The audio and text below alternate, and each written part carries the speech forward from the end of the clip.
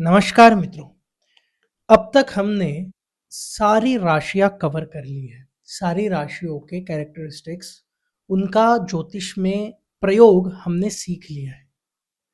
आज का हमारा विषय है सूर्य देवता के बारे में है। सूर्य किस भाव में, किस राशि में अच्छे होते हैं, ये जानने से पहले हमें पहले सूर्य देव का स्वभाव जानना पड़ेगा।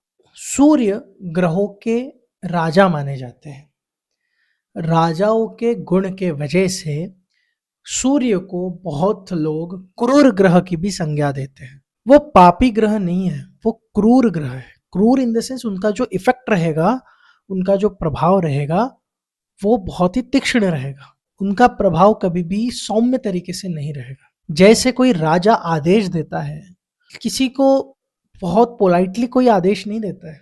जब राजा आदेश देता है तो उसमें गवर्नेंस होता है, एक आधिकारिक तरीके से वो आदेश देता है। इसीलिए सूर्य का जो टोन है, सूर्य की जो ऊर्जा है, वो सौम्य तरीके से नहीं होती है। इसीलिए सूर्य को क्रूर ग्रह भी कहा जाता है। अब ज्योतिष में सूर्य को आत्मा का कारक भी माना जाता है। आपके आत्मा के लिए जो अच्छा है, आपके सेल्फ रिस्पेक्ट के लिए, इसका मतलब आपके सेल्फ रिस्पेक्ट का भी कारक सूर्य है। सूर्य यदि आपके कुंडली में अच्छा है, पावरफुल है, तो आप आपकी रिस्पेक्ट करते हैं, आप खुद की रिस्पेक्ट करते हैं। आपका स्वाभिमान आपके लिए बहुत ही ज्यादा है। यदि सूर्य कमजोर या पीड़ित अवस्था में, ऐसे व्यक्ति को स्वाभिमान बहुत कम होता है। और जिसके पास खुद का स्वाभिमान नहीं है, उसकी कोई इज्जत नहीं करता। जो खुद की इज्जत नहीं करता, उसकी कोई भी इज्जत नहीं करता है। यही इसके पीछे का लॉजिक है। सूर्य दाता है, सूर्य देने वाला है। सूर्य दान देता है, लेता नहीं है। सूर्य पुत्र कर्ण भी अपने दान के वजह से बहुत ज्यादा जाने जाते हैं। ठीक उसी तरह जैसे सूर्य भगवान पूरी सृष्टि को अपनी ऊर्जा देते हैं, अपनी रोशनी सारे प्लैनेट्स को, सारे स्टार्स को देते हैं, और उन्हीं के ऊर्जा से सारे स्टार्स चमक पाते हैं। इसीलिए सूर्य को देने वाला कहा जाता है, ना कि लेने वाला। सूर्य को मांगने की बहुत ज्यादा चिढ़ आती है। सूर्य कभी किसी से मांगता नहीं है। जिस भी जातक के कुंडली में सूर्य अच्छा बैठा है, बहुत अच्छा स्ट्रॉन्ग कनेक्टेड है, ऐसा व्यक्ति किसी को मांगने में बहुत ज्यादा हिचकिचाता है। वो किसी भी चीज को मांगने में कतराता है। शनिदेव भी सूर्य देवता के ही पुत्र माने जाते हैं। शनि भी कर्म फल प्रदाता है, वो भी कर्मों का फल देते हैं। सूर्य एक ऐसा प्लैनेट है जिसे आरोग्यता का भी कारक माना जाता है। आपने बहुत बार देखा होगा, जिस मौसम में सूर्य या सूर्य का प्रकाश धरती पर बहुत कम पड़ता है, उस मौसम में सबसे ज्यादा बीमारियां होती है।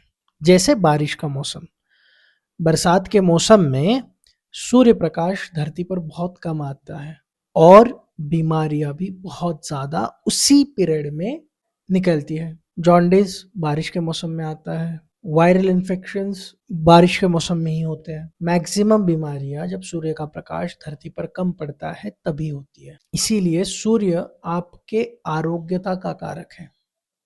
यदि आपका लग्नेश कमजोर है, छठे भाव से संबंधित है, और ऊपर से यदि आपका सूर्य भी डैमेज हो गया, तो बीमार रहने की संभावनाएं ज्यादा होती है। सूर्य पीड़ित होता है तो बीमार पड़ने के चांसेस ज्यादा होते हैं। आपके जन्म नक्षत्र से सूर्य यदि पीड़ित हो जाए, सूर्य यदि जन्म नक्षत्र से विपत तारा में पड़े, अब विपत तारा, संपत तारा, ये मैं आगे आने वाले वीडियोस में आपको सही से समझा दूंगा, बट जिनको ज्योतिष का अच्छा खासा नॉलेज है, मैं उनके लिए बता रहा हूँ। यदि संपत या विपत तारा में सूर्य आपके जन्म नक्षत्र से पड़े और सूर्य वहां पर पीड़ित हो जाए, और साथ ही साथ आपका चंद्रमा भी संपत या विपत तारा में ही कहीं ना कहीं पीड़ित हो, तो उस दिन आप बीमार पड़ते हो।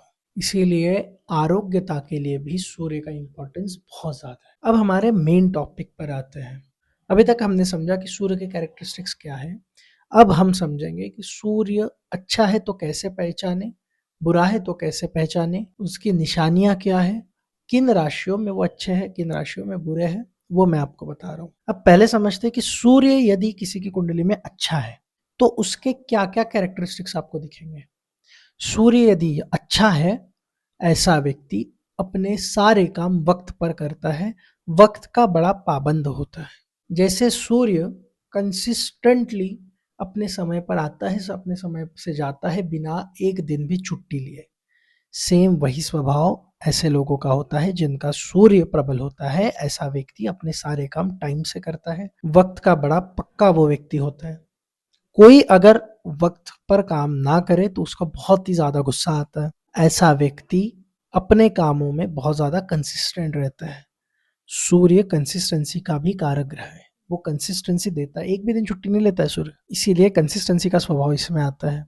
ऐसे व्यक्ति जिनका सूर्य अच्छा होता है, ऐसा व्यक्ति ब्राइब नहीं लेता है, मतलब रिश्वत नहीं लेता है। जैसे बहुत लोग कहते हैं कि सूर्य प्रबल है तो आप पॉलिटिशियन बन सकते हो, बिल्कुल भी गलत है।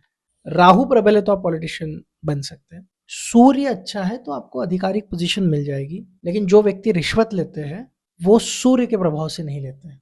रिश्वत लेना देना ये सब राहु के प्रभाव में आता है। जो व्यक्ति सूर्य से प्रभावित हो, जो सूर्य जिसका बहुत ज्यादा बलवान हो, ऐसा व्यक्ति गलत कामों से थोड़ा सा कतराता है। सूर्य यदि बलवान है तो सूर्य जैसे पिता का कारक है, सूर्य यदि अच्छा है तो पिता से आपके संबंध अच्छे रहेंगे। आपके पिता बहुत अच्छे पोजीशन पे अच्छा कुछ कर अपने जीवन में उन्होंने कुछ अच्छा जरूर किया होगा, समाज में उनकी बहुत अच्छी इज्जत होगी। ठीक जब सूर्य कमजोर होते हैं, नेगेटिव होते हैं, ऐसे व्यक्ति के पिता बहुत ही ज्यादा संघर्ष जीवन में करते हैं। ऐसा व्यक्ति टाइम से कोई भी काम नहीं करता, वो कितनी भी कोशिश कर ले, वो एक तो वक्त से पहले पहुंचेगा या वक्त से बहुत लेट पहुंचेगा, टाइम पे नहीं पहुंचता। सूर्य यदि खराब हो जाता है, कमजोर हो जाता है, ऐसा व्यक्ति तिकड़म लगाने के इसमें हमेशा रहता है।